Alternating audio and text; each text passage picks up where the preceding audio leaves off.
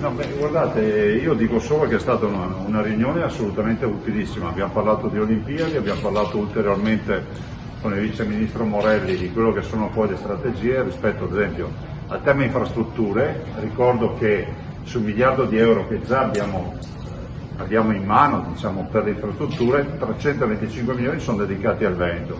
Tra queste ricordiamo la variante di Cortina piuttosto che la variante di Longarone e altre opere.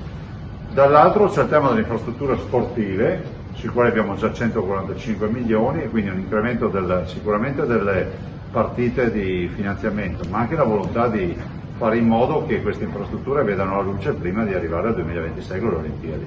Verona, oggetto di questa riunione, non a caso, perché su mia volontà voi sapete che oltre ad aver pensato di candidare il Veneto alle Olimpiadi, diciamo, del 2020, le Olimpiadi invernali e Paralimpiadi del 2026, ho anche voluto fortemente che la serata conclusiva e quindi l'evento conclusivo fosse direttamente dall'Arena di Verona e quindi dal cuore pulsante del Veneto. Qualche dettaglio sulle altre opere? No, la riunione è stata utilissima perché ci stiamo coordinando rispetto ad esempio alla società delle infrastrutture piuttosto che su altri temi. Devo dire che ho apprezzato moltissimo l'operatività del Vice Ministro che senza alcuna premessa è andato subito al sodo, quindi abbiamo parlato subito di opere e ovviamente di progettualità.